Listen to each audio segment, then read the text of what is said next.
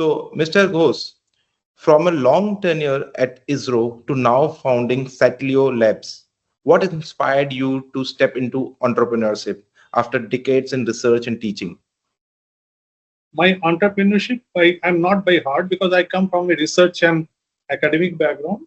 But two of my co-founders should be credited for it because they came to me, discussed with me certain ideas, which I feel, yes, I should do. That's how we are today, the three people who has co-founded this company. What do you look for when hiring young professionals at SatLeo? Okay, when you talk of the PhD student or an intern from an academic institute, the depth of the knowledge is more important when we evaluate them. That means if let's talk of a machine learning in a particular natural language or image processing and satellite thing, we'd like to know what is the depth in that area so that they can continue the research in that area. So basically it is a more of a vertical kind of a knowledge which we are interested. But in a startup, of course, research should be there. Research cannot be avoided, but it is more directed towards achieving the company's goal. So Okay. you cannot do always a in-depth kind of a research. Somewhere you will have to do something like a horizontal research. For example, if I say that, okay, I am generating a product. Now the product may be having certain kind of an issues, but I would like to say how this product can be immediately used in the downstream companies. So Right. we don't go into the in-depth analysis of that kind of in all respects, but we try to ensure that it satisfies the company's goal. But in Okay. any case, the basic knowledge is a must. I give you an example. Recently, we have engaged one candidate, and that is in the domain of the data science. Okay. So the data science generally understanding is that he should be knowing more about kind of algorithms, the statistics, etc., etc. But you know that we have selected that candidate. She is not having that kind of a machine learning knowledge, but she is a student from physics. You know why? The reason is that So, how do your expectation differ when onboarding a fresher versus someone with years of experience, especially in your industry where research is also required, and as you mentioned, right, you need someone to be very good in his or her area domain expertise, right? So, how your expectation differ between fresher and the experienced person? well, I think both are necessary. You need a fresher also, and you need an experienced person. In fact, we are our company is an example for this particular point. You know that we have freshers from electronics from our local institutes, and they're good students. They're better than average students. But when I told them that, look, they are from the electronics background, and when I told them, look, you'll have to design that electronic system for my payload. So although they know the knowledge they are having, but actually implementing that thing was not possible by that. So Okay. these experienced people from SAC we are having with us in our company. So they started guiding them, and that's how today we are in a position that our electronic design is ready. It is going for fabrication. So So, what I say is that you need a mix of both experience and So, sir, how have the skills required in space tech and geospatial science evolved from your ISRO days to now in the private sector? well, I think there is a lot of changes happened in the last 25, 30 years uh, when I joined ISRO. So I was in ISRO in 1984, Okay. and today it is 2025, almost 40 years. In the last 40 years, a lot thing has changed. And one of the things today we see is that I give an example. Is something called earlier days we are using something called image processing software to do the image processing. But today you don't need any what you call that proprietary software always. You have something called the Google Earth Engine, if you are aware of it. This is a part of Yes. a Google product. So that Google Earth Engine is basically has made many of the software's functionality redundant. It's a complete tool along with the data support also. That was also an issue of that time. So because we have to download it and then get it integrated with the new software, format changing, etc., etc. All those issues are there. Today, when you are using the Google Earth Engine, you are downloading the data and you are able to ingest that data directly into the software. So that is one thing. Another problem I remember those days, there was a kind of a space crunch over there.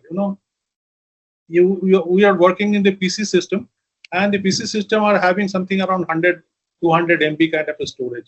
Today you are talking about petabyte kind of a storage. There is no limit today. Yeah. The limit today, so you can work on that.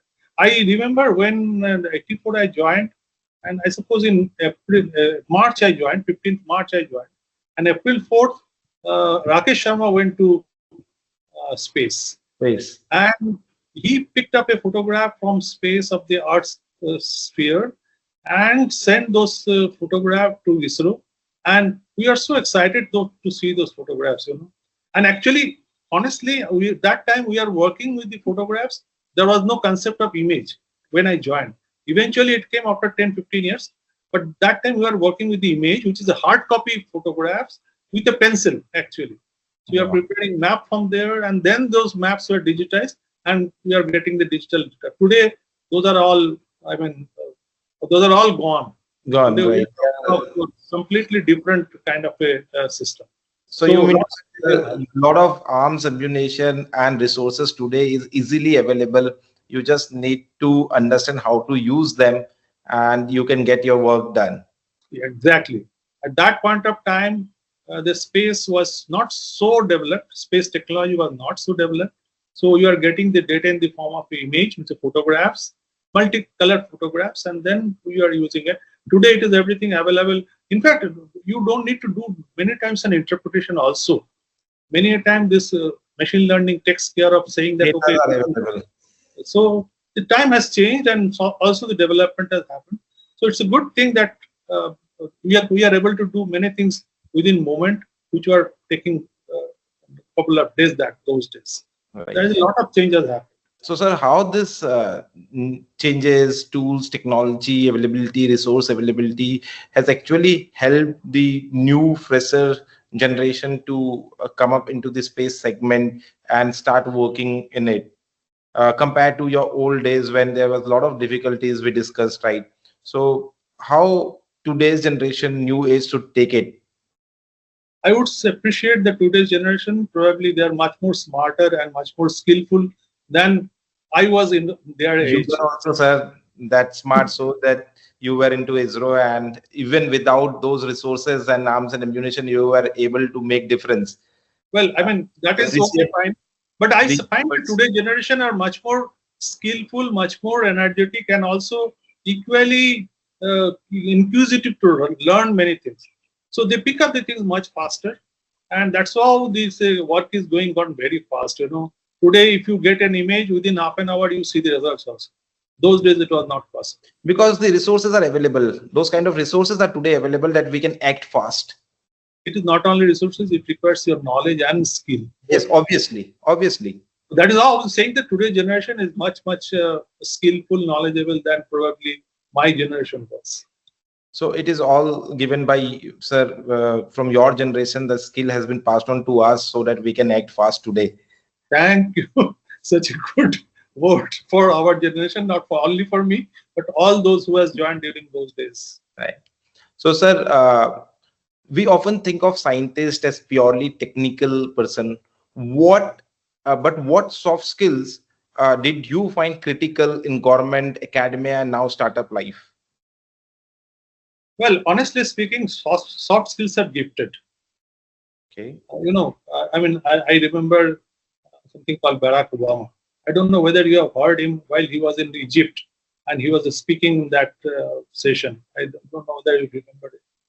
And that was extraordinary. The way he expressed his body language, his choice of words, everything is fantastic. And also, I remember my ex-DICT director, led Professor Sahasrar Buddhi. Professor Sahasrar Buddhi once was invited by ISRO at Ahmedabad, and he came only with few slides, handwritten slides. And he spoke for almost 1 hour, and there was a pin drop silence. So audience was completely connected to whatever he is saying. See, my point is that you don't need always a kind of a hi-fi technology to express what you are trying to tell. Yes, you need a proper, skillful presentation. That is what I am saying. which is there, it is Like, required. to connect with you, what you are saying, right? They should understand in plain English, right? But having said this, I think there are certain pointers, and they are basically the first thing I believe that when you are, I'm talking of the communication. I'm not talking of any other kind of a skill at this stage. You should try to, you should know the art of structuring a content. You know, after listening, somebody should say, okay, it's a beautiful story he has explained. So that kind of a gesture should come. The second thing I believe that you need something called critical thinking and problem solving. That is also very much required in, particularly in scientific kind of a problem solving. Choice of words and simple language, that's important. The humble and dignified body language, arrogance should not be there. And All sometimes it is overclaiming of this space also happens, but it works sometimes, but it should be avoided as far as possible. I think these are the things which I believe are required, and one should remember while you are soft skill, you are presenting something to you. I completely agree with you, right? All of us should take your advice and work on the skills set that is required, right? So you have taught and mentored hundreds of students. What do you think young science grads or engineers misunderstand about career in research or innovation? Well, I mean, unfortunately, the students' priority is CTC compared to job role. It's unfortunate. And in fact, when I was in this, DICT also, I was looking into the very bright BTech students, the undergraduate students. They are looking for kind of a CTC. They are always taking, what is the CTC? It is How much you will 20 get? lakhs, 18 lakhs, something like this, you know. So they don't bother what is the job role they are asking for. Because we know that many companies today, big names, they take the students at a high salary, but they don't put their job required by their talent. You know, they put something kind of very routine kind of A very job. process-driven job they do, but Yes, yes, but eventually you will not learn, say, entire ecosystem where you can build your future career. exactly. So what I feel is that you should take a role which demonstrate your knowledge, skill, and innovation. Big name always does not give you kind of a satisfaction, job satisfaction, but it may give you money. And ensure that you learn something while you are doing this kind of a job. It's important that not only your salary, but also learning should be there. For example, I gave you the example that our students electronics who came very young, 20, 21 years. Today, after 6 months, when I talk to them, they say, yes, sir, we have never thought we will learn this thing, that we will be making a electronic design for a space-based payload. That learning gives you a lot of satisfaction rather than money. But I don't undermine the role of money also. It is important, particularly from the students who are coming from a very average or below average family background. They need money, but one should try to balance this. Yes, at least should have a right kind of balance, because eventually, once I also believe, eventually you have the knowledge, money will automatically flow in. No Yeah, company would like to say leave the trained resource, talented resource. The money will automatically come in. I remember one dialogue in Three Idiots. So you be a kind of a person, the success will follow you always. Yes, yes, That yes, is sir. Where do you see the next wave of breakthroughs? the agriculture sector is making maximum use of the space technology. So that is one part of still, but still lot many grounds to cover in the agriculture sector, because if you see today in agriculture, the crops from sowing to harvesting, the complete life cycle, there are hundreds of processes which farmers take decision. And those decisions are taken primarily from the legacy knowledge or from the local entrepreneurs or local knowledgeable people. Now, and that takes time. Sometimes it goes kind of a wrong also. So what I suggest is that if it is possible to automate, it is required is that it has to be automated, those processes to the extent possible, taking space technology help. For example, let us say if I want to say when to give the irrigation. Now, how do a farmer decide? They go to the field, see some crops, and if you know that the leaves are drooping, they take a decision. Okay, it is now time to. Now that is also a time when actually moisture status in the soil has gone down much before that. Maybe 2 days before that, moisture status has gone down. That is being reflected today as the leaves are drooping. Now, I would say if you can provide that information 2 days early, maybe the losses will be much less. So that is one area. So one has to see that how best can be these processes can be automated, and space technology will come in help of that. In fact, our company is working on a thermal data, and thermal data will give an information of the soil moisture, evapotranspiration. So if that knowledge can be passed on to the farmers, I suppose that will help them to take decisions. And it will happen real time, sir? Will that information be passed on real time? Yes, because our daily data is there, so it can happen real time also. And in the space sector, yes.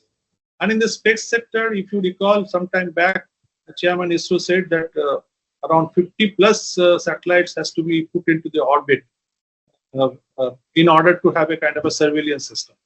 And many of them, maybe 50% or more of them, those satellites to be built by private entities only. So if you want to do that kind of a accomplishment or that kind of a task to be completed in a time-bound manner, many things has to happen. The fabrication facility, the component availability, all those things should happen, which is still wanting. But having said that, sorry, I believe that there are certain areas where space tech will go up much faster in the next decade. One is that the launching system, reusable launching system. That is one area which will be much used, because if you have to put 50 satellite into the orbit in 2 years' time, which means every month almost one, right? Or more than one. Where is the launch facility today? So one has to find out some kind of a reusable launching system. That is one area.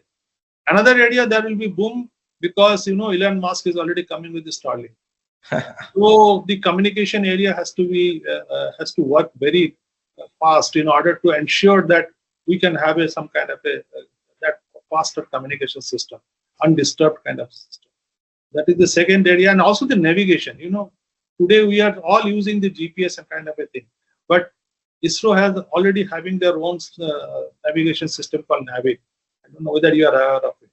So the NAVIC system has to develop and has to be embedded in your own GPS, mobile. Today this is not yet there. So today still in the mobile you are using GPS system, which is an American system. So these are some of the areas where everybody, including ISRO and government, has to work and to ensure that we can make use of this technology much faster. And that is the area the space technology will go much faster. Got you. So, sir, if a young professional wants to work in science and build something meaningful, what is one mindset you think they should adopt early on?